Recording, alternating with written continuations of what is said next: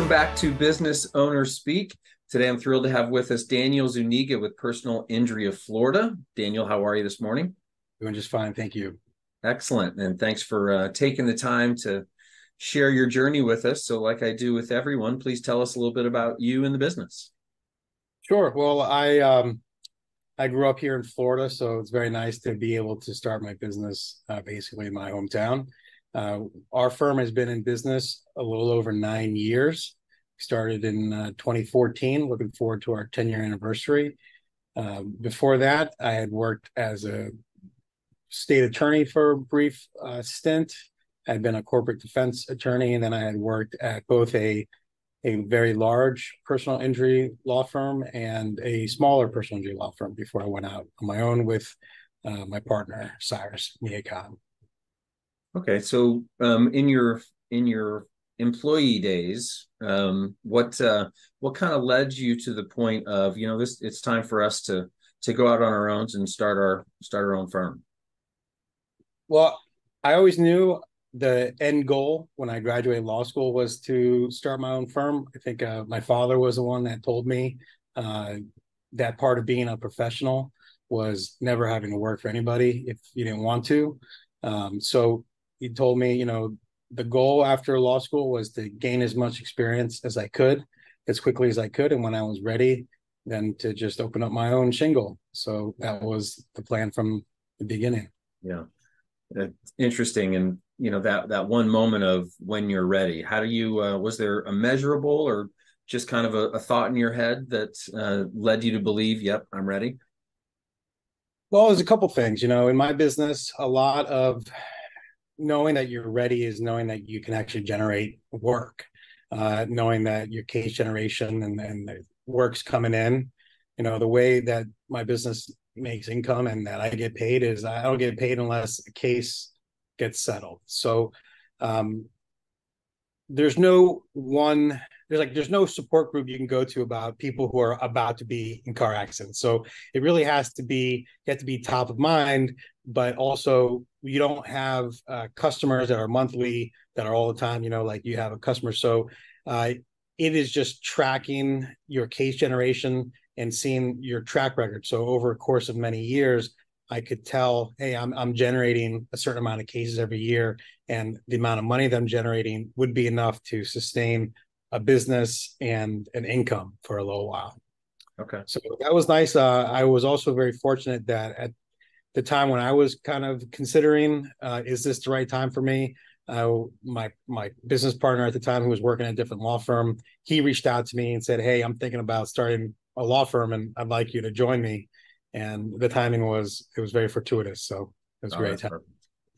Excellent. And still your partner today, correct? That's correct. So 10 years together, it's like a marriage. Congratulations on almost getting there so far.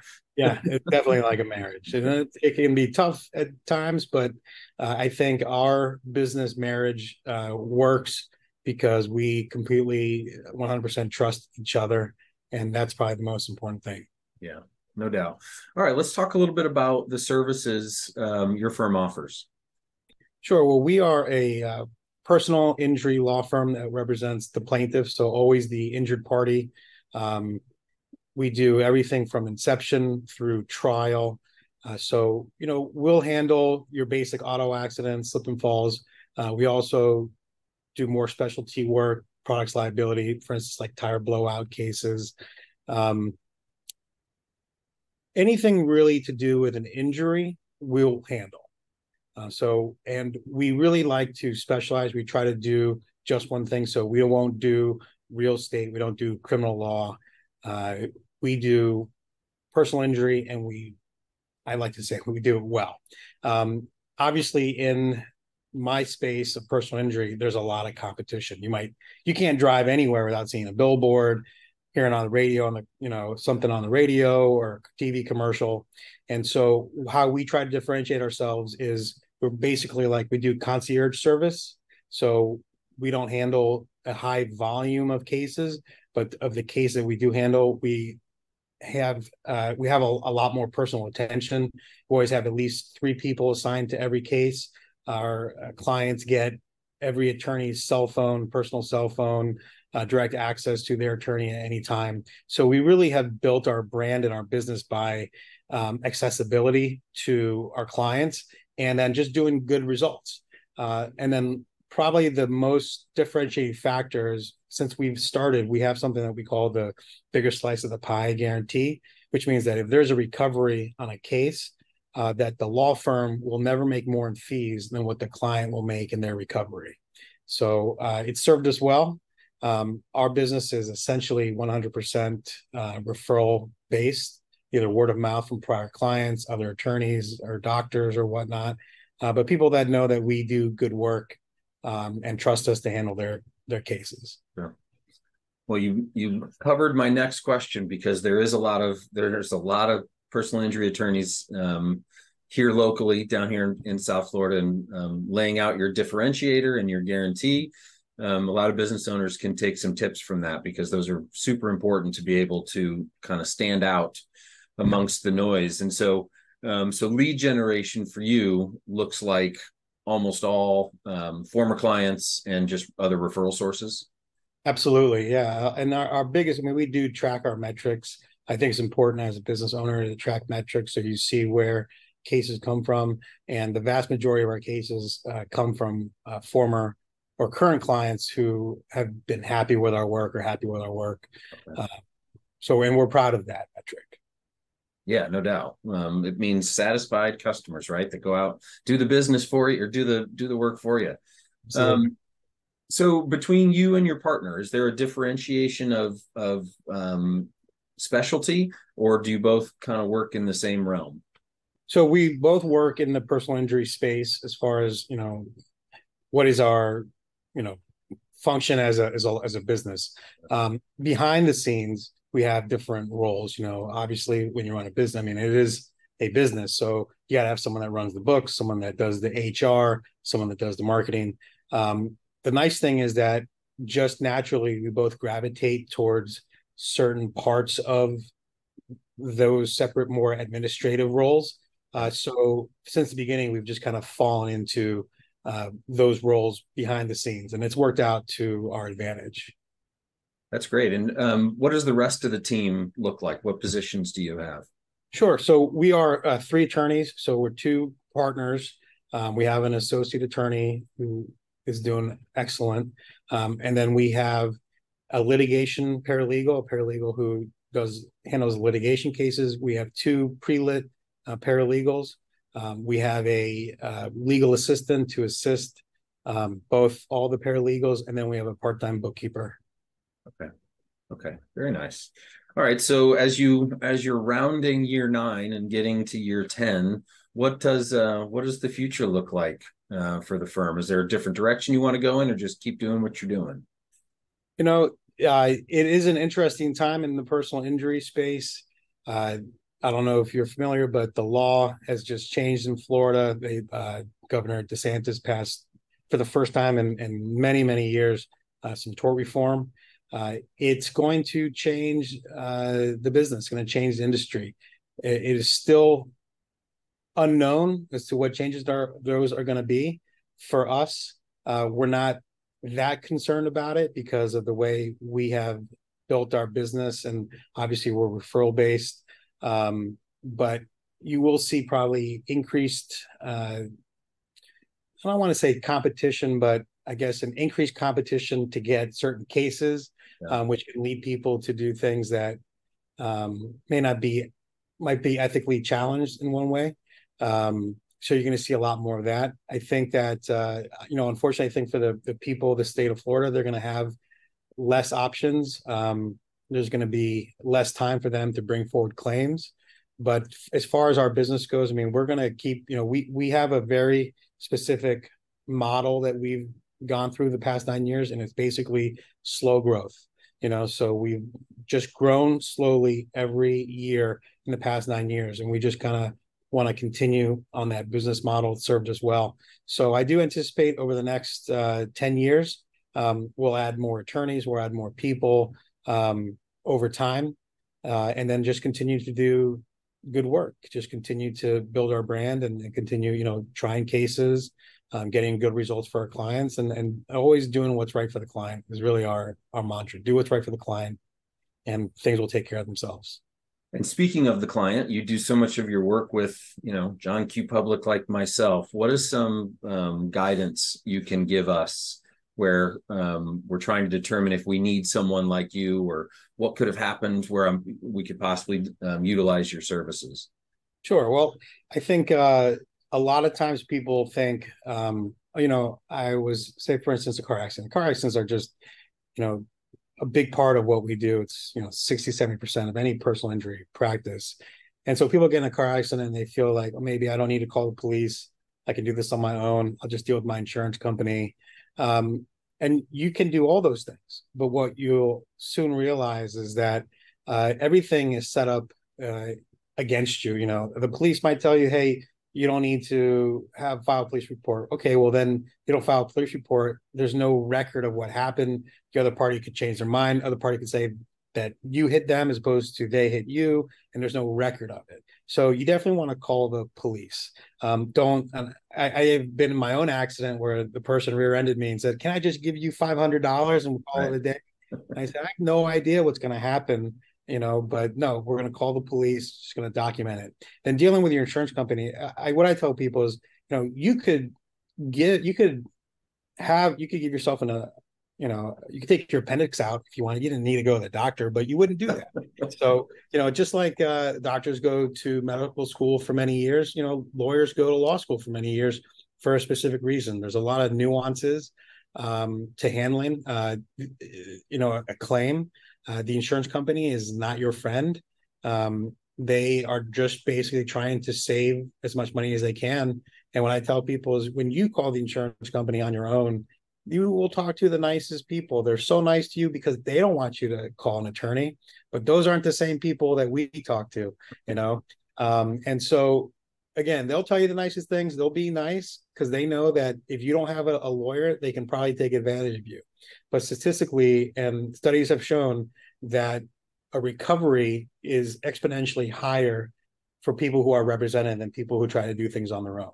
Sure. So also, there's no fee for any attorney that does personal injury in the state of Florida.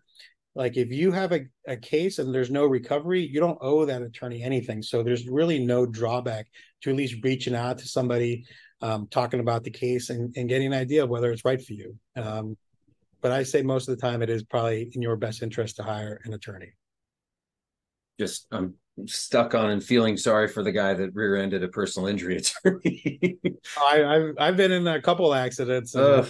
every time, I think the first time I gave a lady my card, she started crying, and I said, "Listen, it's not that bad. I'm just a normal guy. We're just going to call the police. Right. They take care of their own." So, Fair enough. but Right, so I've seen people rear-end police officers, and I think that's a worse day. yeah, very true. Good point. Yeah. All right. So, how about some advice for, maybe it's another attorney who was, you 10 years ago, or just another business owner kind of looking to take the leap? What's some advice you would give them? So, it's probably two different types of advice. For a young attorney, what I tell them is, first of all, you gotta put the hours in. You gotta work hard in the beginning, learn the craft, and protect your reputation. Just remember that you are a professional the minute you graduate law school. Even if you're working for somebody else, it's your reputation on the line. If something doesn't feel right, something they tell you to do something that is unethical, you have to say no.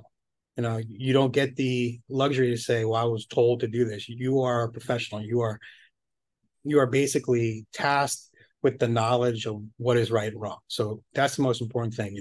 Put in the work hard in the beginning, and protect your reputation. For a business owner, it's somewhat similar. You got to put the time in. I remember in the beginning when I first started out, because I wanted to have my business succeed, I was involved in so many different activities to try to meet people. And when I started my business, I was still had meetings and things going on, and it prevented me from working on the business in the beginning. And I remember listening to I like to listen to a lot of motivational tapes and videos. And someone said, and stuck with me, is like, why are you worried about the crumbs when the cake's right in front of you? And for me, the cake was the business, and the crumbs were all those other activities that I was doing. So I had to, let a lot of those things go, things that I love doing, spending time with. And for the first couple of years, we just put so much time and energy into growing the business. And that's what it was worthwhile. And it's really, you got to focus, especially on the things that aren't natural to you. Like there are some people who are natural marketers. Well, that's great. And you might go out and market your firm or your business, but you got to remember to do the administrative stuff too. You got to remember to work the books, get the insurance and everything, HR, all that stuff. So sometimes if you're by yourself, and there are things you're not good at, it's a good idea to maybe think about farming that out to somebody that you can trust and focus on what you are good at. But I do think that it's important to focus on the cake and not the crumbs. Love that. That is very good advice. And many business owners just get stuck running around chasing crumbs, right? Exactly. Yeah. So one other question, like, is there an area of your business that if you could change, you would, and it would make your industry and your business much easier to be successful? Is there one major challenge that sticks out to you? You know, Many years ago, lawyers used to not be able to advertise, on the billboards, on TV and things. It was really just based on your reputation. I will admittedly say this was before I even started practicing, but there is a part of me that feels, and I don't know, I try to, Yeah, be yeah. authentic to myself. Is it because I'm not marketing in the TV or billboards? And I don't know if I really would want to. And I don't have any problem with people doing that. That's their business model. And it obviously works for a lot of people. But is it good for the people? Are you doing what's in the best service of the people? I don't know. I think I would like to go back to the time when uh, your reputation as an attorney was what got you business. I think it works for doctors. I mean, you do see some doctors advertise, but for the most part, doctors they get patients because other doctors recommend them or people know they're good. Um, so I think the advertising, if we could go back, I wouldn't mind going back. I don't think that that's going to happen on the horizon. Other than that, the business is a little unusual because cars are safer. We're going to be in self-driving cars soon. Are there going to be less accidents? Probably. Everyone's wearing the seatbelts now. Yeah. Tires are made better, so things are going to change. Over the years, but it's just about keeping up to date on the new changes in the law. I think we're always going to have trials. People are always going to have a trial by jury. So, just being able to be a trial lawyer is an important skill that I think will always be necessary. And that's also one of the things that we kind of hold ourselves out as trial attorneys. Yeah. Interesting. And, I'm sure the public wouldn't disagree with you on the advertising and the in your face and whatnot, but, that's a longer conversation for another day. But Daniel Zuniga with Personal Injury of Florida, really enjoyed hearing your story. Thank you so much for sharing it, and certainly a firm that I would trust. So I appreciate you coming on today. Thank you, Matt. Appreciate it. You Have a bet. great day.